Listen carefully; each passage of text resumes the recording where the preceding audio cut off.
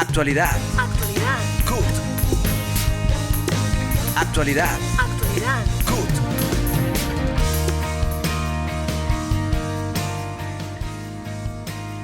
Bienvenidos a una nueva edición de Actualidad CUT, el programa oficial de los trabajadores colombianos, donde les contamos el acontecer laboral, sindical, económico y social del país. El presidente de la CUT, Francisco Maltés, nos presenta el editorial hoy, 9 de octubre. Editorial. El 7 de octubre se celebra en todo el mundo la jornada por el trabajo decente. En Colombia no hay trabajo decente. De 24.500.000 personas en edad de trabajar, cerca de 4 millones están desempleadas. 12 millones y medio están en la informalidad laboral, en el rebusque, y solamente 9.600.000 personas cotizan permanentemente al sistema de pensiones. Podemos decir que solamente ellos tienen trabajo decente en las condiciones que lo señala la OIT: contrato de trabajo o relación legal y reglamentaria, prestaciones sociales mínimas, seguridad social y derecho de negociación. Adicionalmente, ha dicho la Comisión de Expertos en Aplicación de Normas de la OIT que en Colombia hay una marcada violencia antisindical que se expresa en asesinatos, amenazas, muchos pactos colectivos y contratos sindicales para impedir la afiliación y el desarrollo de los sindicatos. La negociación colectiva es escasa y cuando se hace negociación colectiva no se cumple tanto por parte de los empresarios privados como del gobierno, tal como sucede actualmente con el quinto Acuerdo Nacional Estatal y con el acuerdo de FECODE, que el gobierno no ha cumplido. Por ejemplo, no ha radicado el gobierno los 4 convenios de la OIT que se comprometió a radicar en el Congreso para esa ratificación. No ha expedido el decreto de progresividad.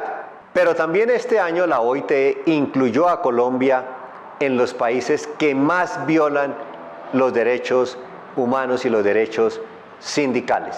Tenemos en Colombia 1 millón de personas que trabajan en entidades públicas de forma deslaboralizada, es decir, a través de órdenes de prestación de servicios.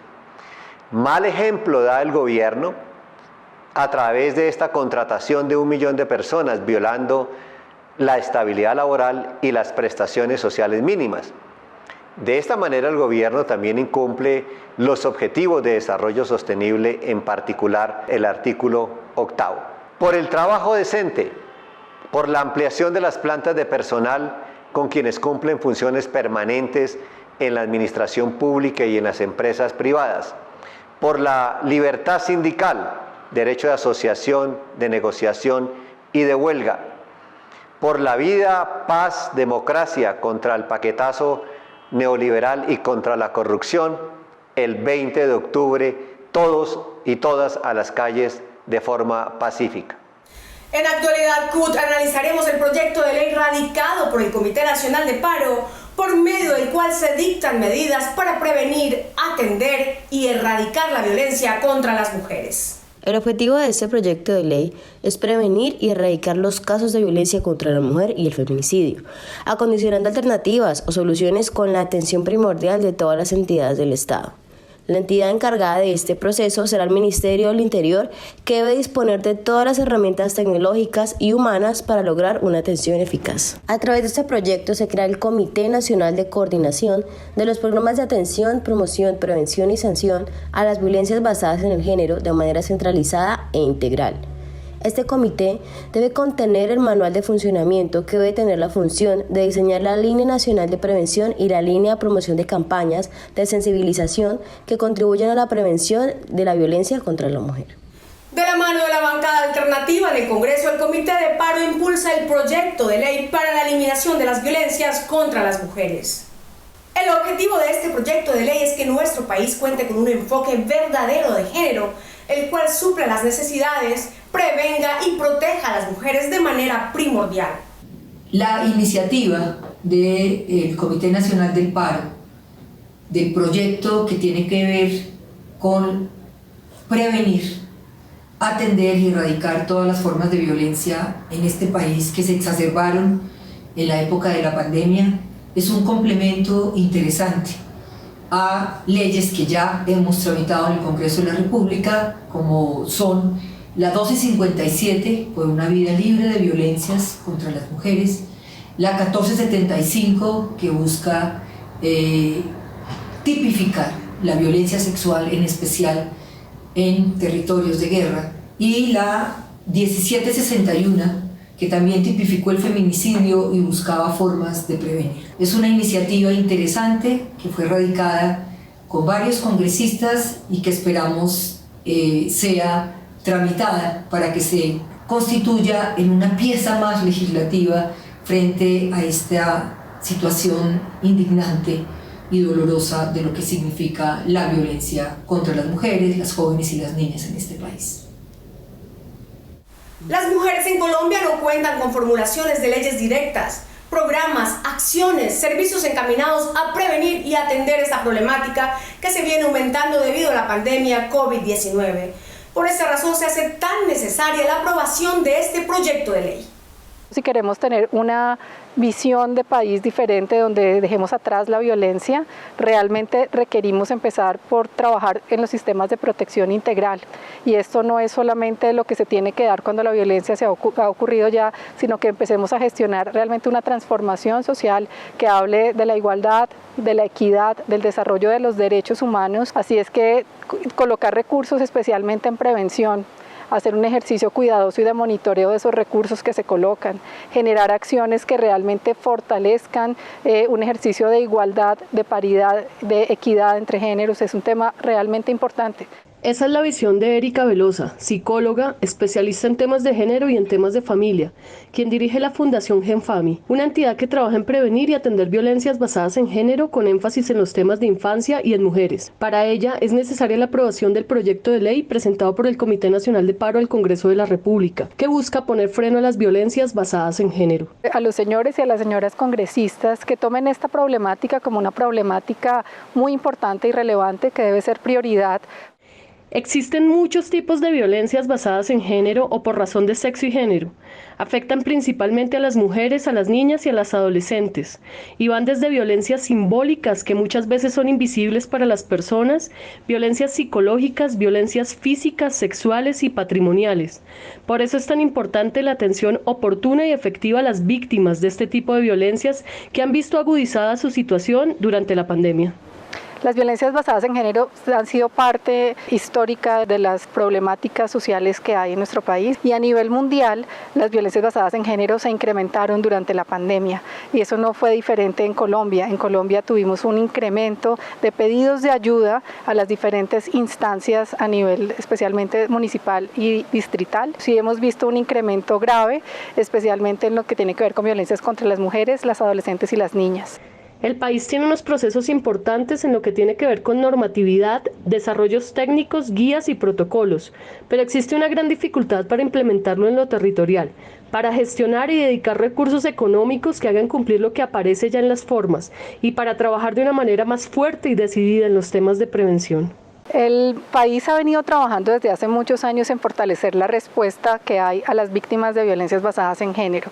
Esa respuesta es variable entre lo que pasa de una ciudad a otra. Ha habido muchos esfuerzos del gobierno para tratar de poner esto en una posición adecuada para resolver las necesidades que tiene una víctima de violencia basada en género. Esto aún es insuficiente, precisamente porque primero la problemática es inmensa, segundo existen barreras para que la gente acceda, y tercero, existen barreras dentro de las instituciones muchas veces para dar cumplimiento a todos los servicios. Estas problemáticas requieren una atención especializada, y para lograr tener esa atención especializada se requiere que la gente que presta los servicios sepa claramente qué tiene que hacer, en qué momento tiene que hacerlo y cómo darle aplicabilidad a la norma, a las guías, a los protocolos que ya existen en el país. En esta emisión de Actualidad CUT nos acompaña la directora del Departamento de Asuntos Jurídicos y Legislativos, Ligia Inés Alzate. El proyecto de ley presentado en la Comisión Primera sobre Erradicación de la Violencia y que aún no tiene ponente, tiene por objeto dictar medidas para la prevención, atención y eliminación de la violencia contra las mujeres. La creación del Comité de Atención y Manejo de las Violencias Basadas en Género deben estar a cargo del Ministerio del Interior. Este Ministerio también de Atención tendrá como financiación de mecanismos para que el Ministerio del Interior tenga ese programa de atención y prevención y que la Fiscalía General de la Nación disponga de la creación del protocolo que permitan definir las capacitaciones, los recursos, dar recepción y atención a las denuncias y que las entidades reporten a la Fiscalía General de la Nación en menos de 48 horas los casos. Además, que se investigue con celeridad y seriedad los casos de violencia sexual o violación a derechos humanos hacia las mujeres. El Comité Nacional de Paro ha convocado una nueva jornada de movilización para el próximo 20 de octubre, cuyo énfasis central será la defensa y denuncia de la grave situación que viven los trabajadores de la salud. A pesar de que los trabajadores y profesionales de la salud fueron llamados héroes por el gobierno nacional, su real situación laboral, que se agudizó con la pandemia, dista mucho de unas condiciones dignas de trabajo. Los trabajadores de la salud participamos el 20 de octubre acatando la convocatoria del Comité Nacional de Paro. Debemos de exigirle al gobierno que responda la necesidad que tenemos de debatir los proyectos de ley de emergencia. En el proyecto de ley de emergencia, en el tema de salud, le pedimos el respaldo al gobierno al proyecto de ley 073. Este gobierno no negocia, este gobierno no cumple lo que promete. Es por eso que los trabajadores de la salud saldremos el 20 de octubre una vez más, con plantones, con mítines, con trabajadores en la calle, pidiéndole al gobierno nacional que no sea indolente con los trabajadores de la salud, que no hayan despidos, que no hayan cierre de hospitales, que se preocupe por la red pública del país. En esta movilización que realizaremos a lo largo y ancho del país, vamos a denunciar la precariedad de condiciones laborales y salariales de los trabajadores del sector salud, el no pago de salarios, no solo de 1 o 3 meses, sino incluso de años, que no se realiza a los trabajadores en el territorio nacional, la quiebra y el debilitamiento de la red pública hospitalaria. Queremos invitarlos para que nos acompañen y para que unidos podamos visibilizar esta grave situación que se vive en el sector salud y que está llevando también a una crisis del sector y también que impide la garantía del derecho a la salud de la población colombiana y una atención con calidad, con integridad a los pacientes que requieren de nuestros cuidados. En el marco de la Jornada Mundial de Trabajo Decente, todos los sindicatos del mundo se unen para promover el trabajo decente, que debe ser un elemento central de las acciones gubernamentales para recuperar el crecimiento económico y construir una nueva economía mundial que dé prioridad a las personas. La demanda de empleo puede alcanzarse, en particular, si los gobiernos establecen políticas fiscales equitativas, en lugar de permitir que un reducido número de personas acaparen cientos de millones de dólares eludiendo impuestos. Esos ingresos podrían impulsar la creación de empleo. El internacionalismo sindical nunca foi tão necessário como hoje. É necessário organizar a resistência contra a oleada reacionária em defesa da identidade da classe trabalhadora. Os sindicatos são atores democráticos que devem impulsar a conquista de mais direitos e a defesa de los já conquistados e retomar o caminho de la búsqueda de la outra América possível. Precisamos promover o trabalho decente, assim como as políticas de proteção social destinadas a evitar o desemprego, reduzir a informalidade e a precariedade laboral e o quiebre de las pequenas e medianas empresas. Precisamos criar e incentivar os mecanismos para garantizar uma renda mínima à população mais vulnerável em momentos de crises como as que vivimos agora, evitando maior aumento da pobreza. La CUT conmemoró la Jornada Mundial del Trabajo Decente con una serie de conversatorios de las problemáticas de violación de derechos para los trabajadores de diferentes sectores. Durante la semana se llevaron a cabo eventos como el lanzamiento del informe Acceso a la Justicia Laboral durante la pandemia. En este informe, primero analizamos las medidas normativas laborales que fueron adoptadas por el gobierno durante la pandemia. En segundo lugar, cuáles fueron los derechos laborales constitucionales que estuvieron en juego durante la crisis de la COVID-19. Y en tercer lugar, concluimos con cuáles fueron las tendencias en las decisiones judiciales y denuncias administrativas de casos laborales. En términos de la pandemia no hay manera de no hacerlo, puesto que ya hay muchos estudios y muchos datos que reiteran y que muestran de forma muy fehaciente que la pandemia realmente, aunque no distinguía, digamos, en términos de contagios, las afectaciones sí profundizaron las desigualdades preexistentes, y unas de las desigualdades preexistentes pues eran esas desigualdades de género. Pero el problema, ¿cuál es? El problema es que en contextos como el colombiano, de baja tasa de sindicalización, libertad de despido y altas tasas de desempleo, es muy difícil pedirle a los trabajadores que se animen a reclamar sus derechos.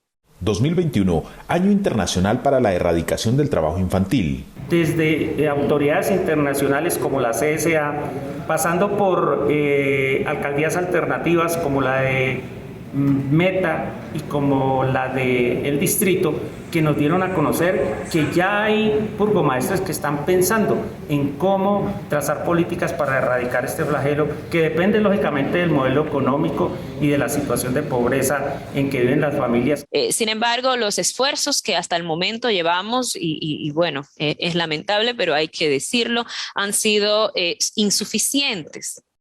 Las adhesiones, las regulaciones, los programas internacionales no han tenido las capacidades suficientes, por decirlo así, para que estos instrumentos puedan ser materializados, o por lo menos las políticas lo que persiguen puedan generar los resultados que estamos esperando, pero tampoco se ha podido incluso asegurar las fiscalizaciones necesarias que conlleva toda esta situación de trabajo infantil, que como sabemos no es solamente que denunciemos, sino que se haga un seguimiento, que se penalice. Incidencia de la comunicación para el trabajo decente. La defensa de los trabajadores de la salud, una deuda de los colombianos. El déficit de trabajo decente en la industria de la palma en Colombia y el proyecto de ley 099 precariza el trabajo de los jóvenes. Jairo Arenas, director del Departamento de Comunicaciones de la CUT, nos acompaña en esta emisión. Está próximo el debate final del proyecto de presupuesto general de la Nación del 2022 por 350.4 billones y creemos que nuevamente los congresistas le darán la espalda al pueblo colombiano y en las plenarias del Senado y la Cámara le darán luz verde al proyecto que viene por la Ley de Garantías. La administración Duque busca suspender el artículo 38 de la Ley 996 de 2005 o Ley de Garantías, de tal forma que permitiría que la contratación pública no se vea frenada desde 4 meses antes de las elecciones parlamentarias y presidenciales del 2022, lo que quiere decir que las entidades del orden nacional y las territoriales podrían celebrar en medio de la campaña y las elecciones legislativas y presidenciales convenios administrativos e interadministrativos para la ejecución de recursos públicos, para repartir mermelada. El gobierno busca permitir que fluyan los recursos de la contratación en las regiones para favorecer a sus candidatos en los próximos comicios. Queda claro que en este último año de Duque vienen por todo y nosotros, con la movilización pacífica, nos opondremos. Mientras el gobierno del presidente Iván Duque perjudica a la clase trabajadora colombiana, continúa dando exenciones a grandes empresarios y los megarricos de Colombia siguen evadiendo impuestos, como el nuevo caso de los Pandora Papers. La reforma tributaria recientemente aprobada a pupitrazo por el gobierno de Duque en el Congreso es una continuación de las políticas neoliberales. Fue presentada como el gran plan de rescate social, pero en realidad le apunta a seguir enriqueciendo a los más ricos en este país. Tiene 3 puntos que me parecen fundamentales. El primero es que preserva las exenciones a los grandes empresarios. Se les hizo en la reforma del 2019 con la excusa de generar más empleo, lo cual lo hicieron. La segunda es que sigue propiciando la fuga de capitales hacia los paraísos fiscales al no hacer intentos serios de gravarlos, y defender a los funcionarios del gobierno, incluido el director de la DIAN y expresidentes que se han visto involucrados en estos días en los papeles de Pandora. Y la tercera es que grava de manera de misericordia a las pymes y las MIPYMES tan afectadas por la crisis económica y la crisis de la pandemia. En términos generales, esta reforma no representa un plan de rescate social como se ha señalado tanto por parte del gobierno, sino es un plan de profundización de las políticas neoliberales. El Comando Nacional Unitario, conformado por la CUT, CTC, CGT, exige se respeten los acuerdos estatales del 2019 y 2021. Para ello solicita al Gobierno Nacional dé a conocer el decreto que reglamenta el principio de progresividad y no regresividad que se debe dar de manera concertada con las centrales obreras.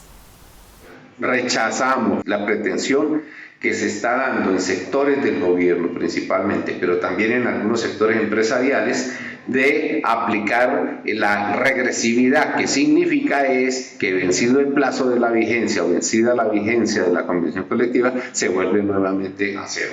Va en contravía de los principios y convenios de la Organización Internacional del Trabajo, va en contravía de los objetivos de la negociación colectiva y del objeto y razón de existir de los sindicatos. Exigimos que el gobierno expida de inmediato el decreto acordado con los trabajadores en la negociación estatal de expedir el decreto que garantiza la progresividad sin ninguna condición y sin ninguna trampa que evite tergiversaciones en la interpretación posterior.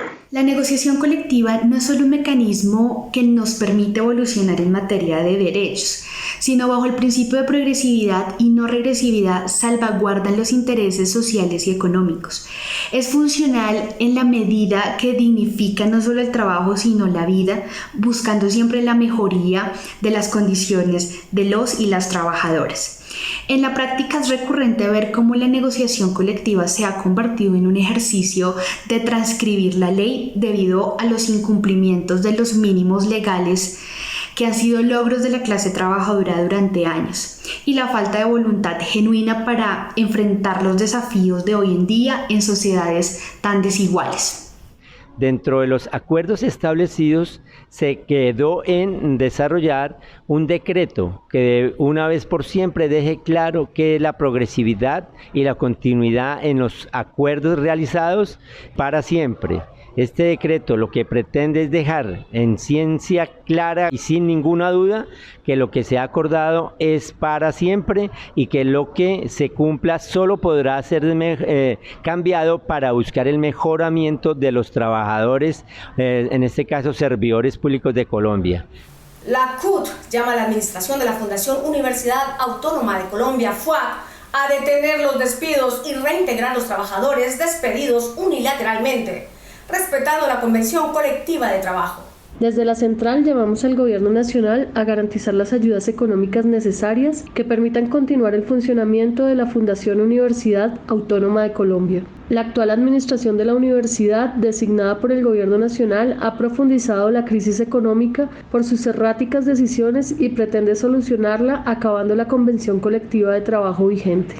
Las trabajadoras y trabajadores de la Universidad Autónoma de Colombia denunciamos a Ricardo Gómez Giraldo como rector de la universidad, quien fue nombrado en el año 2019 por el Ministerio de Educación Nacional y a quien un Consejo Superior Universitario amañado y pasivo le renovó su vinculación con la institución.